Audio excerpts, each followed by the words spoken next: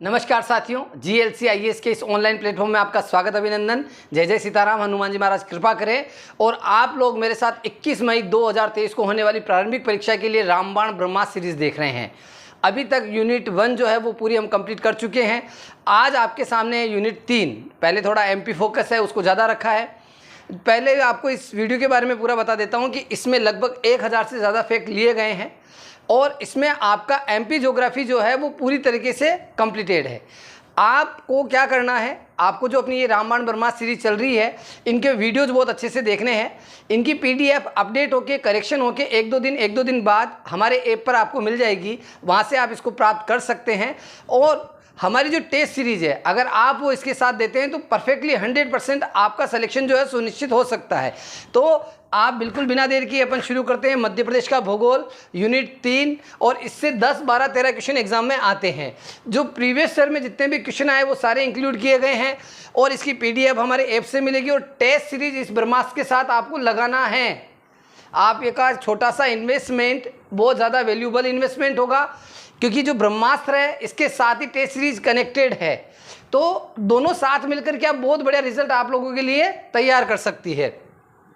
सबसे पहले अपन शुरू करते हैं एमपी ज्योग्राफी में सामान्य जानकारी से अपन आगे बढ़ेंगे। प्रीवियस ईयर के जितने भी क्वेश्चन है वो इसमें शामिल कर लिए गए हैं। पीईबी में जो इनसे प्रमुख प्रश्न इस टॉपिक से पूछे गए वो सारे इसमें शामिल कर लिए गए। आगे क्या प्रश्न और बन सकते हैं उनको भी बड़ी सरलता से यहाँ पे प्रस्तुत किया गया है। पहला प्रश्न, मध्य प्रदेश भारत के कुल कितने भौगोलिक क्षेत्रफल पर है?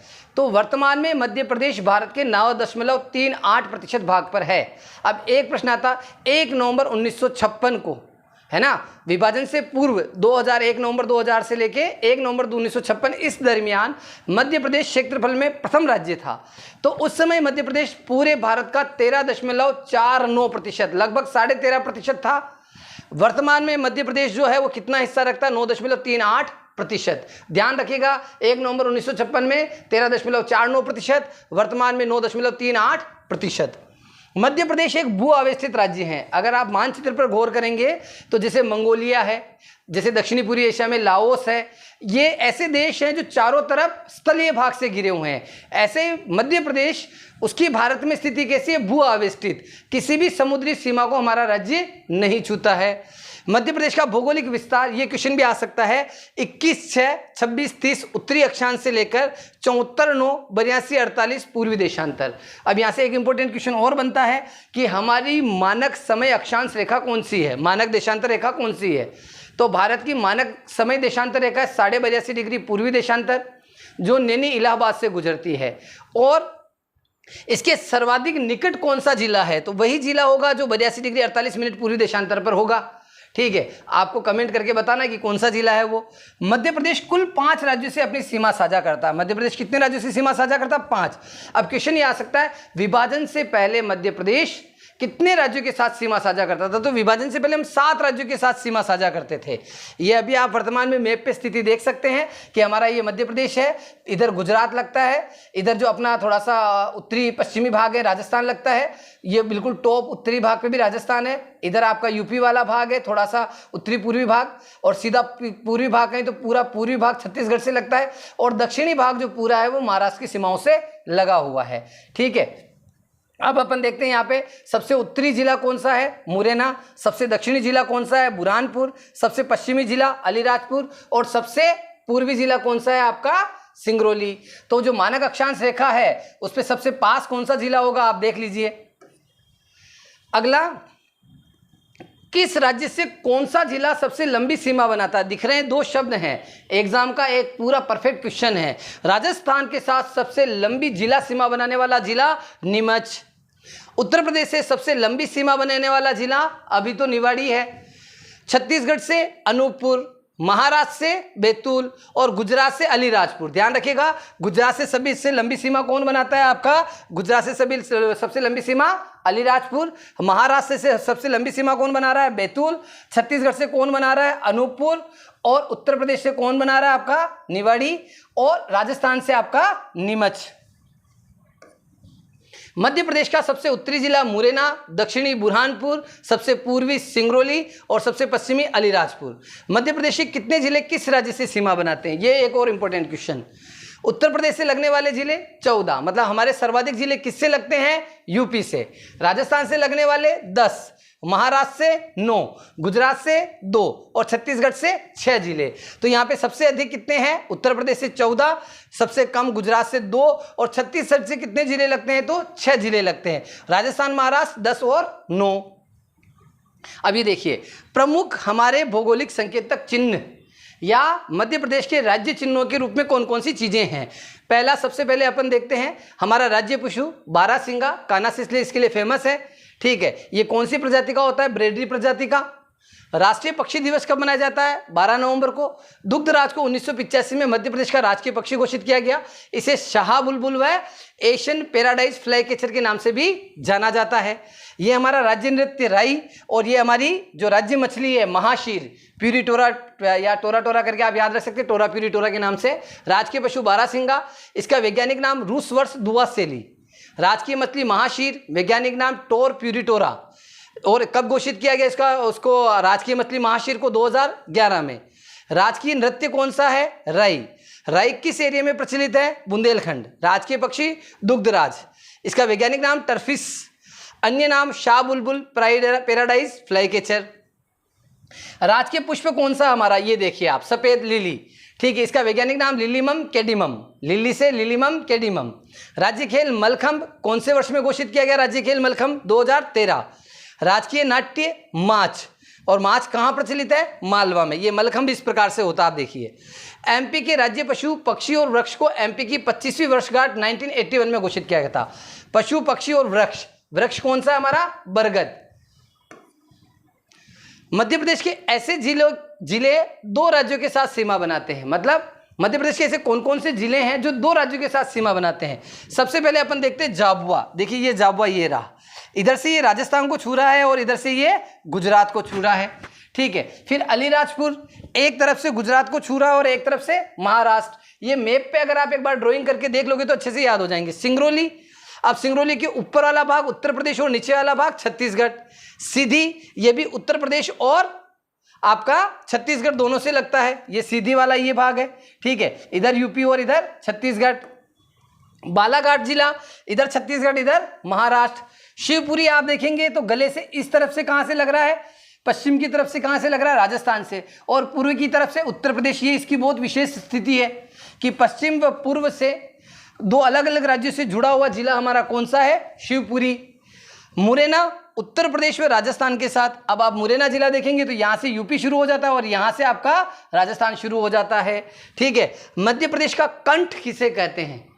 मध्य प्रदेश का कंठ भी शिवपुरी को कहा जाता है। और सीमावर्ती जिले कितने हैं? 35। और अंतर्वर्ती जिले कितने? 17। ये इंपॉर्टेंट क्वेश्चन है।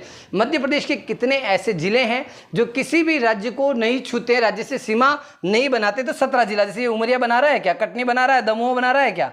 ठीक है, रायसेन बना रहा है, भोपाल बना रहा है, सीहोर बना रहा है, होशंगाबाद नहीं बना रहे ना। तो अंतर्वर्ती जिले जो किसी से सीमा नहीं बनाते वो कितने हैं बेटा? 17।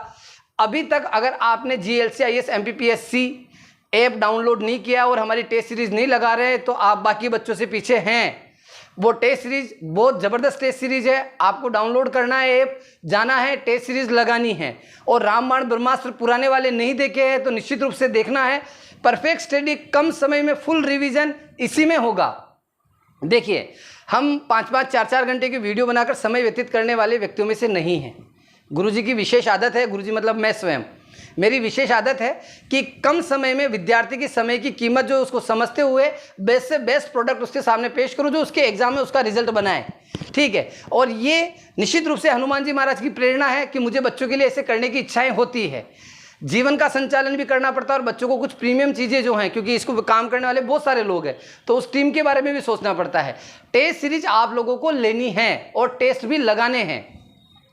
मध्य प्रदेश का मुख्य ढाल जो है उत्तरी ढाल। ऐसे तो मध्य प्रदेश का ढाल बहुत सारी तरफ है, लेकिन अगर ओवरऑल मध्य प्रदेश के ढाल को एनालाइज किया जाए तो मध्य प्रदेश का ढाल जो है उत्तर की ओर अधिक है। इसका मतलब ये नहीं कि पश्चिम में नदियां नहीं जा रही, कि पूर्व में नहीं जा रही है। वैनगंगा पूर्व की ओर जा रही है, नर्मदा ताप्ती जो है वो पश्चिम की दक्षिण की ओर जा रही है, दक्षिण में भी जाती है, लेकिन मुख्य ढाल स्वरूप उत्तर की ओर। मध्य प्रदेश का क्षेत्रफल 308,252 वर्ग किलोमीटर। 1 नवंबर 1956 को मध्य प्रदेश का क्षेत्रफल कितना था? प्रतिशत में 13.49। संख्या में 443, 446, 443, 446। वर्तमान में क्षेत्रफल 3,08,252 वर्ग किलोमीटर। मध्य प्रदेश की उत्तर से दक्षिण मुरैना से बुरहानपुर तक जो लंबाई है 605 किलोमीटर। एमपी की पूर्व से पश्चिम चौड़ाई 870 किलोमीटर, मतलब आपका अलीराजपुर से लेकर सिंगरौली तक 870 किलोमीटर।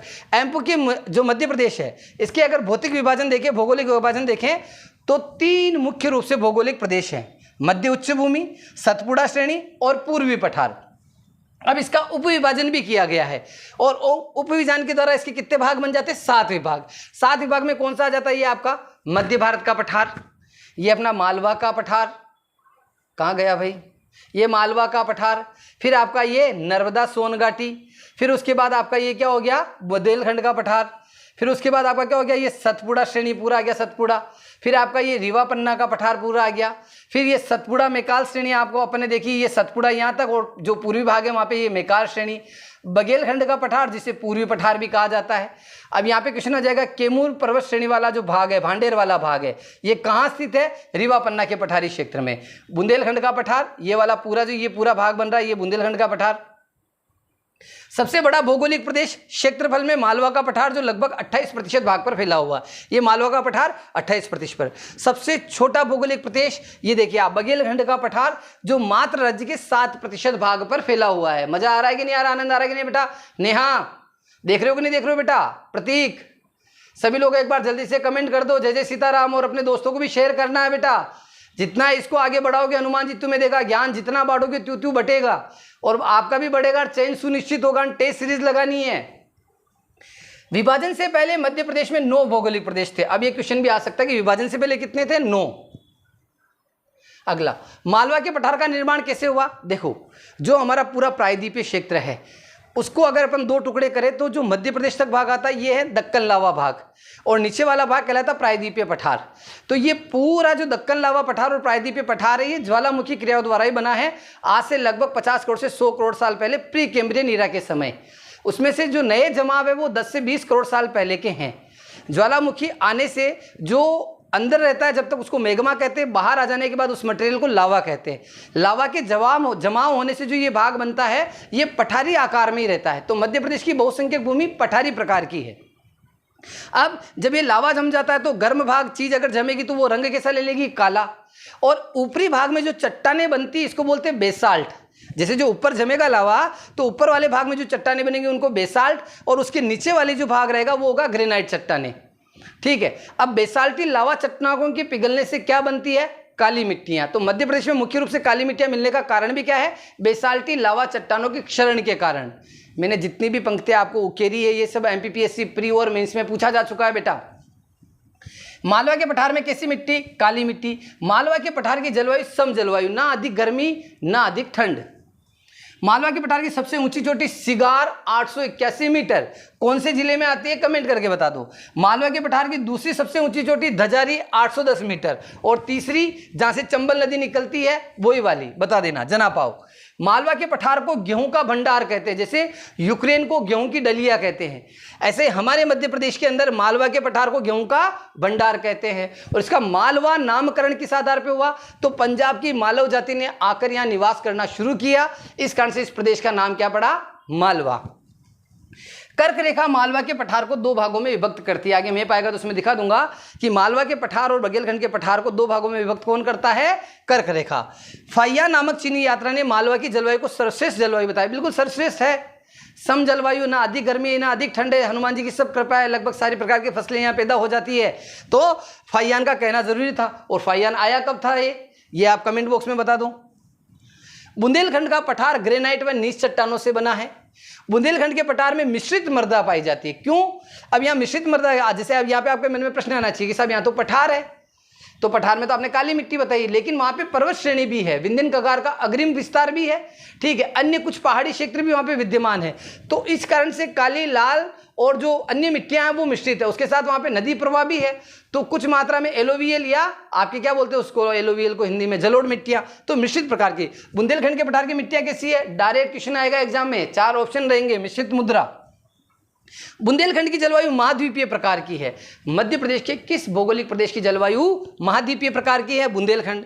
बुंदेलखंड की सबसे ऊंची चोटी सिद्ध बाबा 1172 मीटर, सिद्ध बाबा 1172, बुंदेलखंड। मध्य भारत के पठार को चंबल उप आंध्र प्रदेश के नाम पे भी जाना जाता है। देखिए, चूंकि ये मध्य भारत का पठार वाला भाग है, ग्वालियर, भिंड, मुरैना, श्योपुर, शिवपुरी से ऊपर तक का पूरा भाग, आपका थोड़ा सा दतिया, दमोह वाला दतिया तक का भाग भी ले सकते हैं इसमें अपन, चंबल उप आंध्र प्रदेश में आता है, क्योंकि चंबल नदी मुख्य रूप से उनको सिंचित करती है।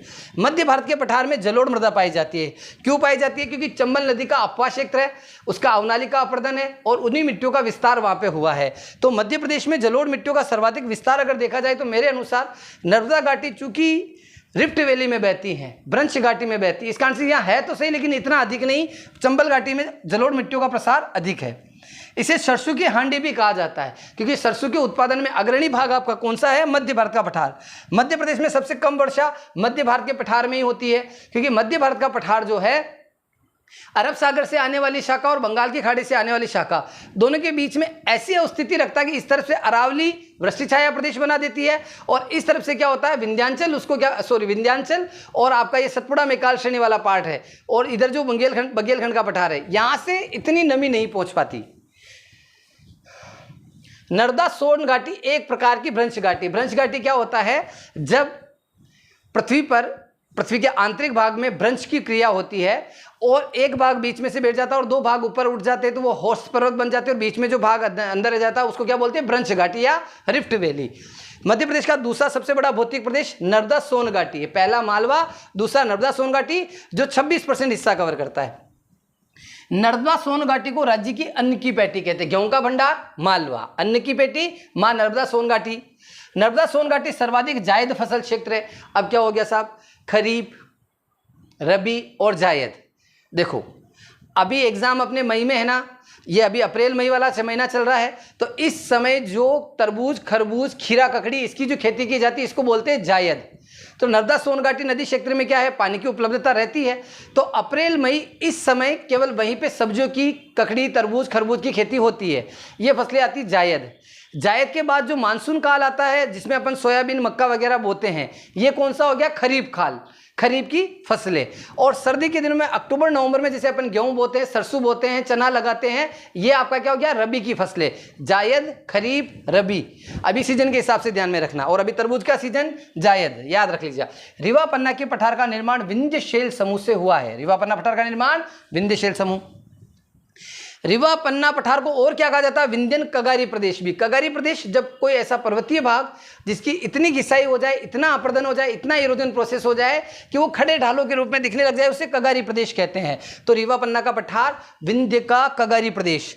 रिवा पन्ना के पठार के मध्य भाग को दमोह का पठार भी कहते हैं। रिवा पन्ना पठार का जो बीच वाला, सेंटर वाला पार्ट आता है, वो कौन सा भाग है? दमोह का पठार। जबेरा गुंबद, रिवा पन्ना पठार, अभी क्वेश्चन आ गया एग्जाम में, वही जंबेरा गुंबद कहाँ स्थित है? रिवा पन्ना का पठार। रिवा पन्ना पठार की सबसे ऊंची चोटी सद्भावना शिखर, गुडविल। सद्भावना शिखर की ऊंचाई कितनी है? 752। सद्भावना शिखर की ऊंचाई 752। सिद्ध बाबा की 1172, सिगार की 881। बघेलखंड का पठार मध्य प्रदेश का सबसे छोटा भौतिक प्रदेश है। Smallest physical region of Madhya Pradesh, Baghelkhand plateau. समझ गए?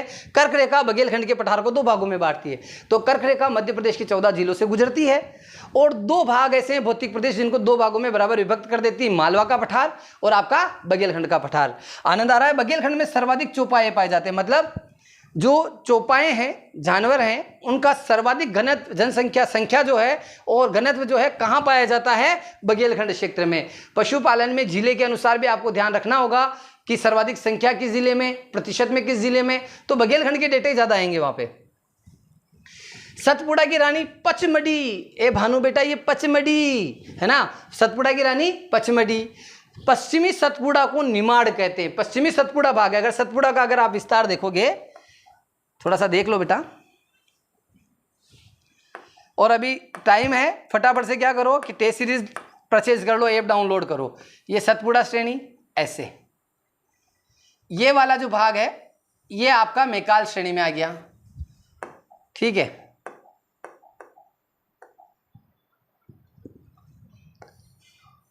ये आपका मैकाल श्रेणी और ये सतपुड़ा। अब ये सतपुड़ा का पश्चिमी भाग, ये मध्य भाग और ये पूर्वी भाग। पूर्वी भाग का जो आगे का विस्तार क्या है, मैकाल श्रेणी। पश्चिमी सतपुड़ा को क्या कहते हैं, तो ये पश्चिमी सतपुड़ा कहाँ है आपका, निमाड़, खंडवा, खरगोन, बुरहानपुर वाला एरिया। राजपीपला की पहाड़ियाँ, राजपीपला की पहाड़ियाँ जो ये गुजरात बॉर्डर पे आती, सीधा इसके आगे गुजरात आ जाएगा अपना, गुजरात, ठीक है। तो यहाँ पे क्या है, राजपीपला की पहाड़ियाँ, महादेव पहाड़ी व गवली घाट, मध्य सतपुड़ा, ये आपका मध्य वाला जो पचमढ़ी सर्वाधिक ऊंचा भाग है। अब क्वेश्चन यहाँ पे क्या बनेगा, सतपुड़ा का सर्वाधिक ऊंचाई वाला भाग है पश्चिमी, मध्य, उत्तरी, पूर्वी। तो सबसे ऊंचा भाग जो कौन सा है, मध्य वाला। और महादेव पहाड़ी व गवली घाट मध्य सतपुड़ा। मेकल श्रृंखला पूर्वी सतपुड़ा को कहते हैं, ये पूर्वी Satpura. Shyamla hills, Nyori hills, Arera hills, ये सभी कहाँ है, भोपाल में।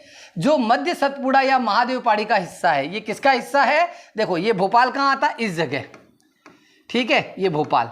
तो ये किस लोकेशन पे आ रहा है आपका, मध्य सतपुड़ा की लोकेशन पे। कौन सी लोकेशन पे आ रहा है आपका, मध्य सतपुड़ा की लोकेशन पे भोपाल, ठीक है। अखरानी पहाड़ी, बिजावर पहाड़ी, बडवानी पहाड़ी, मथवार पहाड़ी, ये सभी कहाँ आती है, सतपुड़ा पर्वत के ही हिस्से हैं ये। कभी आ जाए अखरानी पहाड़ी, बिजावर पहाड़ी किस पर्वत श्रेणी का हिस्सा है, तो सतपुड़ा। सतपुड़ा एक प्रकार का ब्लॉक पर्वत है। देखो ये भी समझ लो एक बार, कैसे ब्लॉक पर्वत है। जैसे ये पृथ्वी का आंतरिक भाग, यहाँ पे कोई शेल समूह है, ठीक है। तनाव मूलक क्रिया होती है, तनाव मूलक मतलब क्या हो गया, टेंशन। तनाव मूलक क्रिया के कारण से क्या होगा, ये चट्टान जो है क्या है, अपना स्थान छोड़ेगी, खिसकेगी। अब ये चट्टान किसी भी तरीके से खिसक सकती है, बीच में से नीचे गिर सकती है, एक टुकड़ा इधर जा सकता है, एक टुकड़ा इधर जा सकता है। अब धरातल पे क्या हुआ, जैसे ये पार्ट ऐसा है, मान लो ये चट्टान बीच में से टूटी, तो ये बीच में से टूटी तो क्या हो जाएगा, ये इस तरीके से दिखेगा ऐसा। ये भाग जो है ये उभरा हुआ ऊपर रहेगा। अब ये दोनों तरफ जो ये पर्वतीय भाग बने, ये क्या कहलाएंगे, ब्लॉक पर्वत। और ये जो बिल्कुल ढलान वाला नीचे वाला भाग बना है, ये आपका क्या कहलाएगा, भ्रंश घाटी। जैसे नर्मदा नदी और तापी नदी भ्रंश घाटियों में बहती है, तो यहाँ पे ये जो पर्वत बने इसको क्या बोलेंगे, ब्लॉक पर्वत। तो यहाँ पे सतपुड़ा किस प्रकार का पर्वत रहेगा, ब्लॉक पर्वत का उदाहरण रहेगा। और ब्लॉक पर्वत किससे बनते हैं, भ्रंश मूलक क्रिया से। और भ्रंश मूलक क्रिया क्या है, पृथ्वी का आंतरिक बल। किस प्रकार का बल, तनाव मूलक बल, टेंशन। सतपुड़ा का पूर्वी भाग सबसे ऊंचा व चौड़ा है। तो अच्छा, पूर्वी भाग सबसे ऊंचा और चौड़ा है, बहुत बढ़िया, ये आप करेक्शन देख लीजिएगा। सतपुड़ा नर्मदा और ताप्ती नदियों के मध्य स्थित है। मतलब देखिए सतपुड़ा जो है वो किस प्रकार से है, ये आपका सतपुड़ा, एक तरफ नर्मदा नदी का प्रसार है और एक तरफ ताप्ती नदी। तो क्वेश्चन ये आ सकता है, नर्मदा और ताप्ती के बीच में कोसी पर्वत श्रेणी जो है विभाजन का रेखा का कार्य करती, तो सतपुड़ा। सतपुड़ा का निर्माण दक्कन ट्रेप व गोंडवाना शेल समूह दोनों से हुआ है। मध्य प्रदेश का सर्वोच्च शिखर धूपगढ़ सतपुड़ा की महादेव पहाड़ी पर स्थित। मध्य प्रदेश का दूसरा पर्वत शिखर चौरागढ़ भी यहीं पे स्थित है। सबसे ऊंचा धूपगढ़, दूसरा चौरागढ़। सतपुड़ा का नामकरण 7 पर्वतों की सामूहिक श्रृंखला होने के कारण पड़ा। ये रेयर फैक्ट कहीं नहीं मिलेगा, 7 पर्वतों की सामूहिक श्रृंखला होने के कारण। सतपुड़ा की लंबाई कितनी है, ये क्वेश्चन बहुत प्यारा क्वेश्चन है, बच्चे नॉर्मली स्किप कर देते हैं क्योंकि ऊंचाई वगैरह सब पढ़ लेते हैं। तो सतपुड़ा की लंबाई है 1120 किलोमीटर। नेक्स्ट आगे बढ़ते हैं अपन। असीरगढ़, बीजागढ़ व नर्मदा नदी के मध्य निमाड़ का मैदान स्थित है। अब निमाड़ का मैदान कहाँ है, देखो एक तरफ क्या होगा आपका, ये असीरगढ़ आ जाएगा, बीजागढ़ आ जाएगा, ठीक है। और एक तरफ क्या चलेगी, ये आपकी नर्मदा नदी, और ये पूरा भाग बनके क्या कहलाएगा आपका, नर्मदा के स्थित वाला भाग निमाड़ का मैदान। विंध्याचल पर्वत नर्मदा के उत्तर में स्थित है। विंध्याचल पर्वत जो क्या है, वो ये नर्मदा है इसके उत्तर में स्थित है। ऐसे विंध्याचल पर्वत हिमालय से भी प्राचीन है। देखो अरावली और विंध्याचल सबसे प्राचीन श्रेणी में आती है। अरावली पर्वतमाला विश्व की सबसे प्राचीनतम पर्वतमाला। वर्तमान में अरावली एक अवशिष्ट पर्वत के रूप में, मतलब इतना अपर्दन हो चुका है कि कुछ भाग ही बचा हुआ है। अरावली का सर्वोच्च शिखर गुरु शिखर। ऐसे विंध्याचल अरावली के बाद ही उत्पन्न हुआ। हिमालय तो अभी आज से 10 लाख 12 लाख साल पहले प्लीस्टोसिन युग के अंदर आया था। यह भी क्वेश्चन पूछा है, हिमालय की उत्पत्ति कौन से युग में हुई, प्लीस्टोसिन युग में। कब, आज से लगभग 10 से 15 लाख साल पहले। और अभी भी हिमालय का उत्थान हो रहा है। तो विंध्याचल पर्वत हिमालय से भी प्राचीन है। विंध्याचल पर्वत का उल्लेख भारत के राष्ट्रगान में है। हिंद विधि, आपने अगर राष्ट्रगान गाएंगे तो आपको समझ में आ जाएगा, गा नहीं सकते हैं अभी। विंध्याचल पर्वत का निर्माण क्वार्ट्ज व बालू पत्थरों से हुआ है। विंध्याचल पर्वत के उपभाग भांडेर और कैमूर श्रेणी, इसको 2 भागों में देख सकते हैं, भांडेर श्रेणी और कैमूर श्रेणी। कैमूर श्रेणी सोन व यमुना के मध्य जल विभाजन का काम करती है। जैसे देखो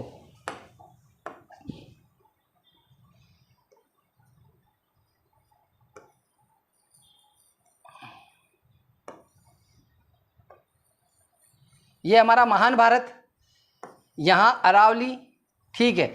ये महान भारतीय जल विभाजक के रूप में जानी जाती है। अरावली पर्वतमाला किसके रूप में जानी जाती है? महान भारतीय जल विभाजक के रूप में। और इधर से आपकी क्या हो रहा है, ये अपना मध्य प्रदेश है, यहाँ से ये सोन नदी बह रही है, ऐसे गंगा में जाके मिल जाती है। इधर से यमुना नदी आ रही, थोड़ा सा ज़्यादा ऊपर ले लिया मैंने इसको ऐसे, और इधर से ये यमुना नदी आ रही है और इधर से गंगा में मिल रही है, ठीक है। इस तरीके से ये इलाहाबाद वाला भाग मान लो एक तरीके से, और ये आपका पटना के आसपास का भाग हो गया। तो इन दोनों के बीच में विभाजन का काम कौन करता है? ये यमुना और ये सोन। तो यमुना और सोन नदी के बीच में विभाजक का काम कौन करता है? कैमूर श्रेणी। इन दोनों के बीच में कौन सी श्रेणी आती है? कैमूर श्रेणी आती है। कौन सी श्रेणी है ये? कैमूर श्रेणी। और इधर यमुना और इधर सोन। विंध्याचल का सर्वोच्च शिखर सद्भावना शिखर 752 मीटर। सद्भावना शिखर को गुडविल और कालूमार नाम से भी जाना जाता है। किस नाम से? कालूमार। मध्य प्रदेश को नदियों का मायका कहते हैं। क्यों? ऐसा माना जाता है कि लगभग 247 नदियां मध्य प्रदेश से जन्म लेती है। तो नदियों का मायका मध्य प्रदेश। नदियों को सभ्यता का पालना कहते हैं और एशिया को भी सभ्यता का पालना कहा जाता है। एशिया को भी सभ्यता का पालना कहा जाता है और नदियों को सभ्यता का पालना। सर्वाधिक सभ्यताओं का विकास एशिया में। मध्य प्रदेश नदियों का मायका। मध्य प्रदेश में अधिकांश प्रायद्वीपीय प्रकार की नदियां बहती है। देखो, भारत में अप्पा प्रणाली में जब विभाजन करते हैं तो जल मात्रा के आधार पर, प्रवाह के आधार पर उसको दो भागों में विभाजित करते हैं। जल प्रवाह के आधार पे एक रहती हिमालयी नदियां, एक प्रायद्वीपीय नदियां। हिमालयी नदियां जिनमें वर्ष भर पानी रहता है, प्रायद्वीपीय नदियां जो बरसाती नदियां कहलाती है, 7 से 8-9 महीने तक पानी रहता है। तो मध्य प्रदेश में अधिकांश जलीय प्रायद्वीप नदियां जो है वो प्रायद्वीपीय प्रकार की है, जो वर्षा काल का जल ही बहाव करती, 8-9 महीने उससे अधिक पानी उसमें नहीं रहता। मध्य प्रदेश में सबसे अधिक नदियां मेकाल श्रेणी से निकलती है, इसलिए इसे वाटरशेड के नाम से भी जाना जाता है। मध्य प्रदेश में सबसे अधिक नदियां मेकाल श्रेणी से निकलती है, इसलिए इसे क्या कहते हैं? वाटरशेड, मतलब जल का भंडार मान लो एक तरह से, ठीक है। आप लोग मेरे साथ देख रहे हैं ब्रह्मास्त्र रामबाण सीरीज, आपको बड़ा आनंद आ रहा होगा।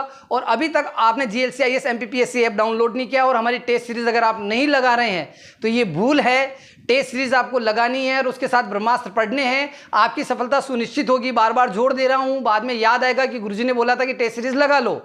जब एग्जाम में क्वेश्चन करोगे तब आपको निश्चित रूप से याद आएगा कि बहुत बढ़िया रहा कि गुरुजी टेस्ट सीरीज लगा ली थी। नर्मदा नदी का उद्गम अमरकंटक से, नर्मदा का समापन खंबात की खाड़ी में। नर्मदा का समापन कहाँ होता है? मां नर्मदा का ये अमरकंटक की पहाड़ियों से, ये सतपुड़ा के दक्षिण में बहती हुई, सतपुड़ा के उत्तर में बहती हुई, यहाँ से ये गुजरात और ये खंबात की खाड़ी। अब यहाँ पे एक ग्रेट कंफ्यूजन जो रहता है उसको दूर कर देता हूं मैं आप लोगों के बीच में। ये अपना गुजरात, ये वाला जो भाग है ये क्या कहलाता है? कच्छ का रण। ये भाग क्या कहलाता है? कच्छ का रण। और ये वाला भाग जो क्या कहलाता है? खंबात की खाड़ी। और ये पूरा भाग सौराष्ट्र और ये भाग काठियावाड़। तो ये गुजरात वाला भाग है। तो खंबात की खाड़ी कौन सी है? जहां से ये भारत का एंगल लेता है, कोंकण तक शुरू होता है वहीं से। और कच्छ का रण ये गुजरात के दोनों जो हिस्से हैं इनके बीच वाला भाग। नर्मदा नदी के अन्य नाम मेकलसूता, रेवा, सोमोद, संकरी, ठीक है। नर्मदा नदी को भारत की हृदय रेखा भी कहते हैं। नर्मदा नदी को भारत की हृदय रेखा भी कहते हैं। नर्मदा नदी को मध्य प्रदेश की जीवन रेखा भी कहते हैं। मालवा की जीवन रेखा शिप्रा, मध्य प्रदेश की जीवन रेखा नर्मदा। मध्य प्रदेश की गंगा स्वच्छता के आधार पर नर्मदा को, देखो ये नया फैक्ट जुड़ा है। मध्य प्रदेश की गंगा अगर डायरेक्ट आपसे पूछ लिया जाए ना तो आपको कुछ नहीं करना, बेतवा लगाना है, ठीक है। आपको बेतवा लगाना है, मध्य प्रदेश की गंगा बेतवा, क्योंकि प्रदूषण के आधार पे। लेकिन डायरेक्टली क्वेश्चन आपको आइडेंटिफाई करवाए कि स्वच्छता के आधार पर मध्य प्रदेश की गंगा किसे कहेंगे, तो नर्मदा को। ये दोनों डेटा आप थोड़ा सा ध्यान रखिएगा, ठीक है। नर्मदा नदी का प्रवाह पूर्व से पश्चिम में होता है, क्योंकि अपन देख रहे हैं ये पूर्व से पश्चिम की ओर जा रही है। नर्मदा नदी की 41 सहायक नदियां, जिनमें से 19 दाईं ओर से और जो 22 है वो बाईं ओर से मिलती है। मध्य प्रदेश का अंदर जो नर्मदा नदी है उसका प्रवाह कितने जिलों में है? 15 जिलों में। नर्मदा नदी एक भ्रंश घाटी में बहती है और भ्रंश घाटी में बहने के कारण क्या होता है, ये एस्चुरी बनाती है। अब एस्चुरी क्या होती है आप समझिएगा, जब एक नदी समुद्र में मिल रही है, जैसे ये समुद्र है, तो नदी क्या होती है, उसके अंदर इतना अवसाद, डिपोजिट, कचरा होता है कि वो अलग अलग शाखाएं बनाकर समुद्र में जाकर मिलती है। तो नदी बहुत सारी हजारों ब्रांचों में बढ़ जाती है। तो ऐसे भूदृश्य को कहते हैं डेल्टा। लेकिन जो नदियां भ्रंश घाटी में बहती है तो वो समुद्र तल से ऑलरेडी नीचे होती है, तो नदियां समुद्र में नहीं मिलती, समुद्र का पानी नदियों में आकर मिल जाता है और नदी किसी भी प्रकार के भूस्वरूप का निर्माण नहीं करती है। ऐसी स्थिति को भौगोलिक रूप से एस्चुरी कहते हैं। मध्य प्रदेश में एस्चुरी बनाने वाली 2 नदियां नर्मदा व ताप्ती। ये देखिए आप, ये अलग अलग परियोजनाएं हैं। इस मैप में आप देख लीजिएगा, जब आप पीडीएफ डाउनलोड करो तो वहाँ आपको मिल जाएगा। नर्मदा नदी की सहायक नदियाँ हथनी, हिरण, शक्कर, बारना। नर्मदा नदी पर स्थित प्रमुख जलप्रपात, यहाँ से क्वेश्चन एग्जाम में आता है। भेड़ाघाट, धुआंधार, जबलपुर। कपिलधारा, अमरकंटक, दुग्धधारा, अमरकंटक। कपिलधारा, दुग्धधारा, अमरकंटक, ये पहले। भेड़ाघाट, धुआंधार, जबलपुर, सफेद मार्बल। मंदार अपना कहाँ आता है? मंदार जलप्रपात, खरगोन। अब देखो, मानधाता नगरी से थोड़ा सा यहाँ पे कंफ्यूजन हो सकता है, तो मंदार जलप्रपात खरगोन। सहस्त्रधारा जलप्रपात महेश्वर खरगोन। दर्दी जलप्रपात खंडवा, दर्दी खंडवा, दर्द से खंड खंड हो जाएंगे, थोड़ा याद रखो। नर्मदा नदी पर स्थित प्रमुख परियोजनाएं इंदिरा सागर परियोजना खंडवा, जिसका प्राचीन नाम पुनासा डैम। अवंती सागर परियोजना जबलपुर। सरदार सरोवर परियोजना ये गुजरात में स्थित है। नर्मदा नियंत्रण प्राधिकरण का गठन कब हुआ? तो नर्मदा नियंत्रण प्राधिकरण 1980। नर्मदा घाटी विकास प्राधिकरण ये 1985। देखो एक शब्द बढ़ गया ना, नियंत्रण 80, विकास 85। 2017 में सुप्रीम कोर्ट ने नर्मदा नदी को जीवित इकाई घोषित किया। नर्मदा नदी को जीवित इकाई कौन से वर्ष घोषित किया गया? 2017 बाय सुप्रीम कोर्ट, संविधान का रक्षक संरक्षक। मध्य प्रदेश की अर्थव्यवस्था का मेरुदंड किसे कहा जाता है? नर्मदा नदी को, क्योंकि हमारा बहुसंख्यक उत्पादन नर्मदा अप्पा प्रणाली के कारण ही होता है ना। इसलिए जो बैकबोन ऑफ मध्य प्रदेश की इकोनॉमी है वो किसको कहा जाता है? नर्मदा रिवर को। क्लियर? और हम एक कृषि प्रधान राज्य हैं। नर्मदा बचाओ आंदोलन की शुरुआत 1985 में, और इससे संबंधित जो व्यक्तित्व है वो कौन है? मेधा पाटकर। नर्मदा नदी की लंबाई 1312 किलोमीटर है, उसमें से मां नर्मदा मध्य प्रदेश में 1077 किलोमीटर प्रवाहित होती है। टोटल 1312, उसमें से हमारे राज्य में 1077। नर्मदा नदी का प्रवाह मध्य प्रदेश में वैसे तो 90% लगभग याद रख लेना, नहीं रहे तो वहाँ पे परसेंटेज निकाल लेना। ठीक, गुजरात में 6.5% और महाराष्ट्र में 2.7%। तो नर्मदा नदी का सबसे कम प्रवाह क्षेत्र किस राज्य में है? महाराष्ट्र में। सर्वाधिक मध्य प्रदेश में कितना? 89.9 या 90% लगभग। नर्मदा मध्य प्रदेश की सबसे बड़ी व भारत की 5वीं सबसे बड़ी नदी है। एमपी में सबसे लंबी नदी नर्मदा, और लंबाई के आधार पर भारत में नर्मदा का रैंक कौन सा आता है? 5वां। चंबल नदी का उद्गम जानापाव इंदौर से। चंबल नदी का समापन इटावा यूपी में। इटावा यूपी मुरादाबाद जो है उस जगह के आसपास, मुरादाबाद पर्टिकुलर प्लेस है, इटावा जिला है और उत्तर प्रदेश में आता है, और ये यमुना नदी में मिल जाती है। चंबल नदी का पौराणिक नाम चरमणावती, पूर्णा, धर्मावती, कामधेनु, कीर्ति। चरमणावती, पूर्णा, धर्मावती, कामधेनु, कीर्ति। चरमणावती एग्जाम में पूछा गया है। और चंबल नदी पर सबसे ऊंचा जलप्रपात कौन सा है? चूलिया जलप्रपात। कहाँ है? चित्तौड़गढ़ राजस्थान। जैसे चंबल, झ एक जैसा लिख जाता है, उद्गम जनापाव। चंबल जो है उसका प्राचीन नाम चरमणावती। ठीक है, सबसे ऊंचा जलप्रपात जैसे चूलिया, जैसे चित्तौड़गढ़ राजस्थान। चंबल नदी की लंबाई 965 किलोमीटर। चंबल नदी की लंबाई 965। चंबल पर स्थित प्रमुख जलप्रपात पाताल पानी इंदौर में, झाड़ीदाहा जलप्रपात इंदौर और चूलिया राजस्थान। तो पाताल पानी और झाड़ीदाहा, चंबल नदी इंदौर और चूलिया राजस्थान। चंबल नदी पर स्थित बांध, देखो अब चंबल नदी है, चंबल प्रोजेक्ट पे 4 बांध है। कितने बांध है? 4। चारों बांध कौन कौन से हैं मेरे बेटा?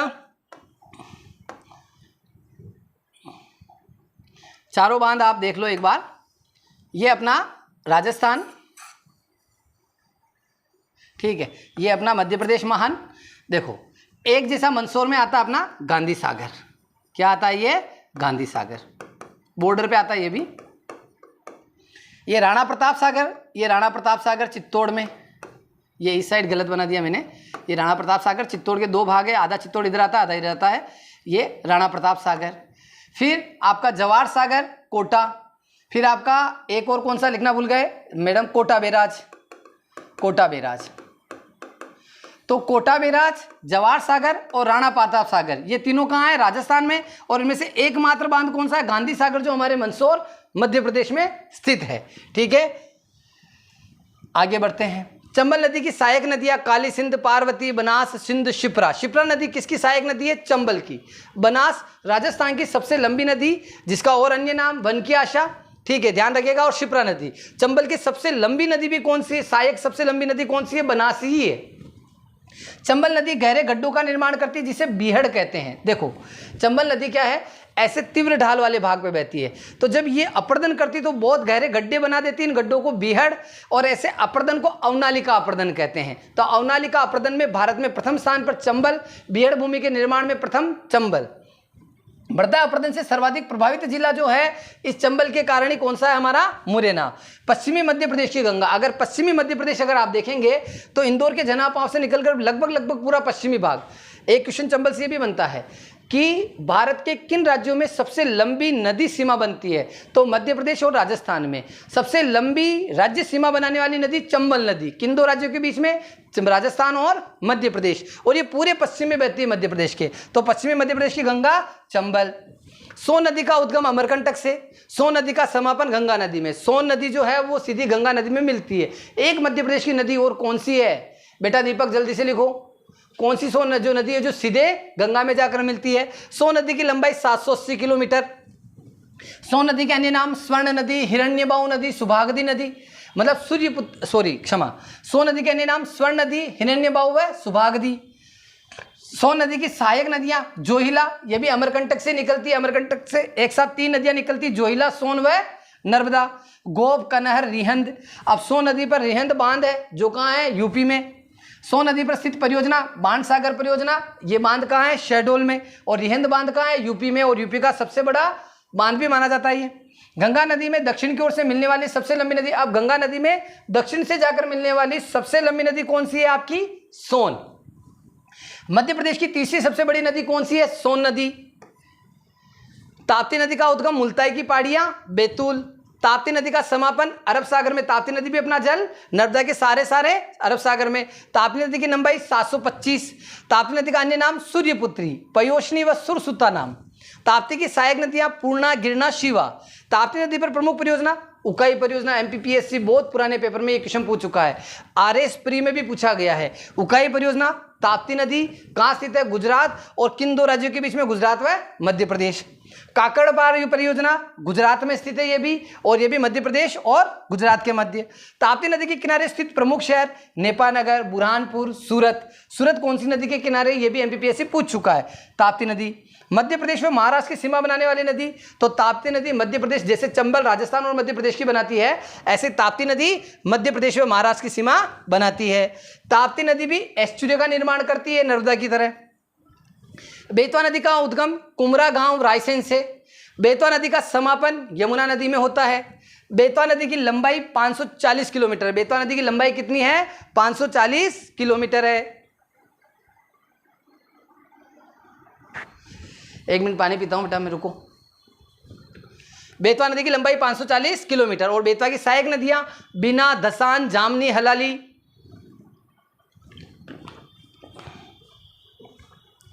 बेतवा नदी का अन्य नाम वेत्रवती नदी। बेतवा नदी का अन्य नाम वेत्रवती। बेतवा नदी पर स्थित परियोजनाएं सम्राट अशोक सागर, विदिशा, माता टीला बांध, यूपी। बेतवा नदी पर स्थित नगर कौन से? सांची, ओरछा, विदिशा। अब ये क्वेश्चन ध्यान में रखेगा, सांची, ओरछा कौन सी नदी पे? बेतवा और विदिशा। बेतवा नदी को बुंदेलखंड की जीवन रेखा कहता है। देखो बेतवा नदी क्या करती है? बुंदेलखंड के मुख्य भाग को कवर करती है, तो बुंदेलखंड की जीवन रेखा बेतवा। मध्य प्रदेश की गंगा प्रदूषण के आधार पर बेतवा नदी को कहते हैं। कंचन घाट ओरछा में स्थित है, बेतवा नदी। कंचन घाट, इसको रामायण कालीन भी माना जाता है, ठीक है, बहुत ज्यादा भक्तिभाव से देख सकते हैं इसको आप। और कहाँ स्थित है ये? ओरछा में, बेतवा नदी के किनारे। तवा नदी का उद्गम महादेव की पहाड़ियां, होशंगाबाद से। तवा नदी नर्मदा में मिल जाती है। तवा किसकी सहायक है? नर्मदा की। तवा नदी पर स्थित जलप्रपात, अब इसके नाम बहुत बढ़िया है, डचेस, बीफोल, अप्सरा, रजत। बीफोल, अप्सरा, रजत कहाँ है? ये पचमढ़ी के आसपास होशंगाबाद में ही है। नर्मदा व तवा के संगम पर कौन सा जलप्रपात बनता है? मंदार जलप्रपात। नर्मदा व तवा के संगम पर कौन सा जलप्रपात? मंदार। नर्मदा की सबसे बड़ी सहायक नदी तवा नदी। नर्मदा की सबसे सहायक लंबी नदी कौन सी है? तवा। मध्य प्रदेश का सबसे बड़ा बांध भी कहाँ है? तवा नदी पर स्थित है। मध्य प्रदेश का सबसे लंबा सड़क पुल भी तवा नदी पर। शिप्रा नदी का उद्गम काकरी बरडी की पहाड़ियां, इंदौर से, ठीक है। शिप्रा नदी चंबल की सहायक नदी है। शिप्रा के अन्य नाम पूर्ण सलीला, पापहरणी, मोक्षदायिनी, अमृत संभवा, कनक श्रृंगा। सारे बिल्कुल वैदिक नाम जो है वो आपको किसके मिलेंगे? माँ शिप्रा के। पूर्ण सलीला, पापहरणी, मोक्षदायिनी, अमृत संभवा, कनक श्रृंगा। शिप्रा की सहायक नदी कान्हा नदी या खान नदी जो इंदौर से होकर निकलती है। मालवा की गंगा शिप्रा को कहते हैं। शिप्रा नदी के किनारे उज्जैन में सियस्त का मेला हर 16 वर्ष के अंतर में लगता है। अंतिम जो सियस्त लगा था वो कब लगा था? वो आप कमेंट करके बताइएगा। 12 साल के अंतर में लगता है। हाँ वो तो मुझे ध्यान है। माही नदी का उद्गम मेहद झील धार से होता है। माही नदी का उद्गम कहां से होता है? मेहद झील धार। माही नदी का समापन खंबात की खाड़ी में होता है। माही नदी का समापन खंबात की खाड़ी। कर्क रेखा माही नदी को 2 बार काटती है। यहां पे एक क्वेश्चन और समझा देता हूं। देखो, ये भूमध्य रेखा, ये कर्क रेखा, ये मकर रेखा, ठीक है। कर्क, भूमध्य और मकर रेखा। मकर रेखा को 2 बार काटने वाली नदी लिम्पोपो। भूमध्य रेखा को 2 बार काटने वाली नदी ये बताना कमेंट करके। और कर्क रेखा को 2 बार काटने वाली नदी माही। ये क्या करती है? मध्य प्रदेश से राजस्थान में जाती है, बांसवाड़ा के आसपास से, इस तरीके से। और यहाँ से कर्क रेखा गुजरती है तो ये 2 बार काटती है। माही नदी पर स्थित बांध 2 है। माही बजाज सागर ये भी राजस्थान में है। कडाना बांध ये भी राजस्थान में है। कडाना गुजरात राजस्थान की सीमा पे। काली सिंध नदी का उद्गम जो है, काली सिंध नदी का जो उद्गम है वो कहाँ है? बागली गांव, देवास। काली सिंध का समापन कहाँ होता है? चंबल में। काली सिंध किसकी सहायक नदी है? चंबल की। सिंध नदी का उद्गम सिरोंज विदिशा से। सिंध नदी का उद्गम सिरोंज विदिशा। सिंध नदी का समापन चंबल नदी में होता है। सिंध नदी की सहायक नदियां पाहुज, कुमारी, माहूर। देखो, आपको लगता है कि वीडियो में बहुत ज़्यादा कंटेंट आ रहा है तो थोड़ी देर पॉज करके शांति से बैठे रहें, डेटा को बहुत बढ़िया से एनालिसिस करें। आपके हाथ में है, आप इस वीडियो को स्लो या स्पीड में कर सकते हैं, लेकिन आपको बड़ा आनंद आएगा। ब्रह्मास्त्र सीरीज के साथ साथ आप लोगों को हमारे ऐप पर जाकर जो टेस्ट सीरीज है उसको भी लगाना है। अगला है, जोहिला नदी का उद्गम भी अनूपपुर अमरकंटक से होता है। अमरकंटक से निकलने वाली 3 नदियां कौन कौन सी है? मां नर्मदा, सोन और जोहिला। और जोहिला किसकी सहायक है? सोन की। पार्वती नदी का उद्गम कहां से होता है? आष्टा, सीहोर। पार्वती नदी का समापन कहाँ होता है? चंबल नदी की सहायक है। मेघदूतम में पार्वती को निर्विघ्निया कहा गया है। तो मेघदूतम में कवि कालिदास ने किस नदी को निर्विघ्निया कहा है? पार्वती को। टोंस नदी का उद्गम कैमूर की पहाड़ी सतना से। टोंस नदी का समापन गंगा में। पहले मैंने पूछा था ना कमेंट में, सोन नदी के साथ टोंस, सोन टोंस गंगा में डायरेक्ट मिलते हैं। वैनगंगा नदी का उद्गम कहाँ से होता है? पारसवाड़ा का पठार, सिवनी से। और ये महाराष्ट्र के साथ सीमा बनाती हुई बहती है। वैनगंगा का समापन का होता है वर्धा नदी में। और वर्धा नदी में जब वैनगंगा मिल जाती है तो उसके बाद ये प्राणहिता के नाम से जानी जाती है। एक तरफ वैनगंगा, इधर से वर्धा, इसके आगे का भाग प्राणहिता। और वैनगंगा नदी के किनारे कौन सा शहर आता है हमारा? बालाघाट। वर्धा व वैनगंगा के संभव को प्राणहिता कहते हैं। भीमगढ़ बांध, ये मिट्टी से बना हुआ बांध है, बहुत फेमस बांध है, ठीक है, अब तो कंस्ट्रक्शन हो गया है। सिवनी में स्थित है। भीमगढ़ बांध कहाँ का फेमस है? सिवनी। केन नदी का उद्गम कटनी से। केन नदी का समापन यमुना नदी में होता है। केन पर स्थित जलप्रपात रनेह जलप्रपात, छतरपुर। रनेह जलप्रपात, छतरपुर। गाथा जलप्रपात, पन्ना। केन नदी के अन्य नाम सुक्तिमती, कर्णवती नाम से भी केन नदी को जाना जाता है। सुक्तिमती किस नदी को जाना जाता है? केन को। कर्णवती किस नदी को जाना जाता है? केन को। रनेह जलप्रपात कहाँ है? छतरपुर में। कौन सी नदी? केन नदी। गाथा जलप्रपात कहाँ है? पन्ना। कौन सी नदी? केन नदी। शक्कर नदी का उद्गम कहाँ से होता है? छिंदवाड़ा से। और सीता रेवा नदी को वराही गंगा भी कहा जाता है। राष्ट्रीय उद्यान अधिनियम कब आया? 1952, ठीक है। इसके तहत राष्ट्रीय उद्यान की स्थापना होती है, नेशनल पार्क का एस्टेब्लिश किया जाता है। मध्य प्रदेश का नवीनतम राष्ट्रीय उद्यान कौन सा बना है? कुनो पालनपुर।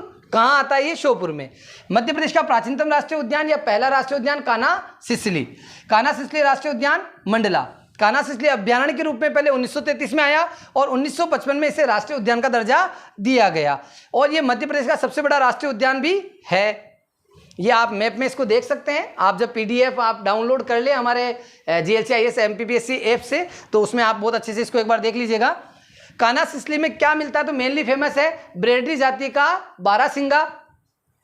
अमेरिका द्वारा कान्हा किसली में पार्क इंटरप्रिटेशन योजना जो लागू की गई है, तो जो पार्क इंटरप्रिटेशन योजना जो है अमेरिका द्वारा किस राष्ट्रीय पार्क में चल रही है? कान्हा सिसली।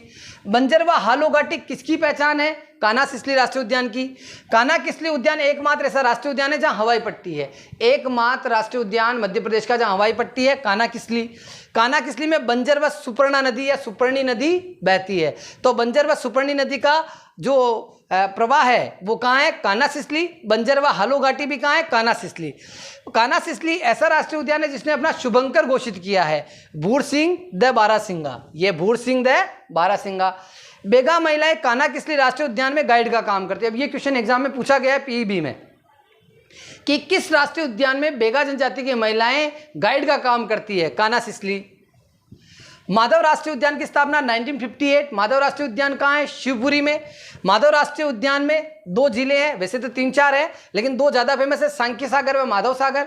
सांख्य सागर को हाल ही में रामसर साइट घोषित किया गया, दूसरी रामसर साइट बना। सांख्य सागर में मगर सफारी होती है। मगर सफारी कहाँ है? सांख्य सागर में। माधव राष्ट्रीय उद्यान में कौन सी नदी बहती है? मनिहार नदी। कौन सी? मनिहार। माधव राष्ट्रीय उद्यान में जॉर्ज कैसल भवन जो 1911 में निर्मित किया गया था, जॉर्ज कैसल के स्वागत अभिनंदन के लिए, ठीक है, वो बना है। जॉर्ज कैसल भवन का निर्माण 1911 में जीवाजीराव सिंधिया द्वारा किंग जॉर्ज के सम्मान में किया गया। ये देखिए आप, ये बिल्डिंग जॉर्ज कैसल भवन। बांधवगढ़ राष्ट्रीय उद्यान का निर्माण 1968 उमरिया में हुआ। बांधवगढ़ राष्ट्रीय उद्यान 1968 उमरिया, ये आप देख लीजिए। यहाँ पे एक विशेष प्रकार का जीव पाया जाता है जो एक विशेष प्रकार का ऑक्सीजन प्रोड्यूस करता है। मतलब विशेष प्रकार क्या ऑक्सीजन प्रोड्यूस करता है, वो कमेंट में आप मेरे को बताइएगा। बांधवगढ़ राष्ट्रीय उद्यान में सर्वाधिक बाघ घनत्व है। सर्वाधिक बाघ घनत्व, प्रत्येक 8 किलोमीटर पे एक बाघ यहाँ पे मिलता है। 32 पहाड़ियों से घिरा हुआ राष्ट्रीय उद्यान बांधवगढ़। कबीर चबूतरा पर्यटन जो है या कबीर चौरा पर्यटन जो है वो कहाँ है? बांधवगढ़। देखो, कबीर चबूतरा अमरकंटक, कबीर चौरा पर्यटन स्थल बांधवगढ़। गौड़ संरक्षण परियोजना के लिए, गौड़ संरक्षण के लिए क्या जाना जाता है? बांधवगढ़। चार्जर बाग व सीता बागिन कहाँ है? बांधवगढ़ राष्ट्रीय उद्यान में। भारत की पहली हॉट एयर बलून सफारी भी बांधवगढ़ राष्ट्रीय उद्यान में चलाई जा रही है। पेंच राष्ट्रीय उद्यान छिंदवाड़ा व सिवनी में आता है। सिवनी छिंदवाड़ा, मेनली सिवनी, कुछ भाग 20% छिंदवाड़ा में। पेंच राष्ट्रीय उद्यान में से कौन सी नदी, तो नदी के आधार पर इसका नाम रखा है, पेंच नदी बहती है। पेंच राष्ट्रीय उद्यान में मोगली लैंड है। मोगली लैंड कहाँ स्थित है? पेंच राष्ट्रीय उद्यान में। पेंच राष्ट्रीय उद्यान मध्य प्रदेश व महाराष्ट्र राज्य में फैला है। पेंच राष्ट्रीय उद्यान कहाँ फैला है? मध्य प्रदेश व महाराष्ट्र में। पेंच राष्ट्रीय उद्यान को इंदिरा प्रियदर्शिनी उद्यान भी कहते हैं। इसे अभी नए नाम क्या दिया गया है? इंदिरा प्रियदर्शिनी उद्यान। सतपुड़ा राष्ट्रीय उद्यान होशंगाबाद। सतपुड़ा राष्ट्रीय उद्यान किसके लिए फेमस है? कृष्ण मृग के लिए। सतपुड़ा में मढ़ई के वन है। अब ये क्वेश्चन एग्जाम में आजकल नया चल रहा है, टेस्ट सीरीज में सब दे रहे हैं, मढ़ई वन, मढ़ई वन, ठीक है। मढ़ई वन किस राष्ट्रीय उद्यान में? सतपुड़ा। सर्वाधिक जैव विविधता बायोडायवर्सिटी वाला राष्ट्रीय उद्यान भी आपका सतपुड़ा है। सतपुड़ा नर्मदा नदी के दक्षिण में, एज ए लोकेशन नर्मदा के सर्दन एरिया या साउथ में। सतपुड़ा राष्ट्रीय उद्यान मध्य प्रदेश का तीसरा सबसे बड़ा राष्ट्रीय उद्यान है। पन्ना राष्ट्रीय उद्यान पन्ना व छतरपुर जिले में।